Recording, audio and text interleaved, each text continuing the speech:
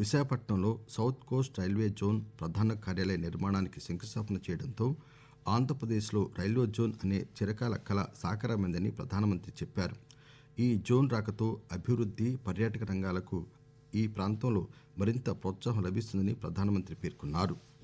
విశాఖపట్నం సమీపంలోని పూడిమడాక వద్ద 1,85,000 కోట్ల రూపాయల అత్యాధునిక ఎన్టీపీసీ గ్రీన్ ఎనర్జీ లిమిటెడ్కి చెందిన గ్రీన్ హైడ్రోజన్ హబ్ ప్రాజెక్టుకు ప్రధానమంత్రి వర్చువల్గా శంకుస్థాపన చేశారు. సుమారు 4,593 కోట్ల రూపాయల విలువైన రోడ్డు నిర్మాణం, విస్తరణ ప్రాజెక్టులకు 6,028 కోట్ల రూపాయల విలువైన ప్రాజెక్టులకు ప్రధానమంత్రి శంకుస్థాపన చేశారు.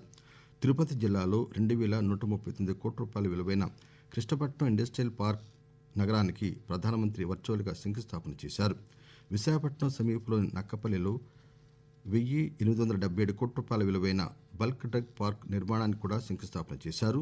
ఈ సందర్భంగా ప్రధానమంత్రి 3,044 కోట్ల రూపాయల విలువైన 7 రోడ్డు ప్రాజెక్టులను, రాయలసీమ ప్రాంతంలో 5,718 కోట్ల రూపాయల విలువైన 3 రైల్వే లైన్లను జాతికి అంకితం చేశారు.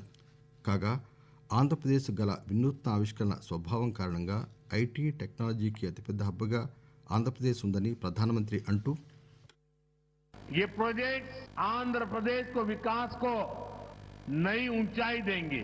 मैं इन डेवलपमेंट प्रोजेक्ट के लिए आंध्र प्रदेश समेत पूरे देश को बधाई देता हूं। साथियों, आंध्र प्रदेश अपने इनोवेटिव नेचर के कारण आईटी और टेक्नोलॉजी का इतना बड़ा हब है। अब समय है आंध्र नई फ्यूचरिस्टिक टेक्नोलॉजीज का सेंटर बने।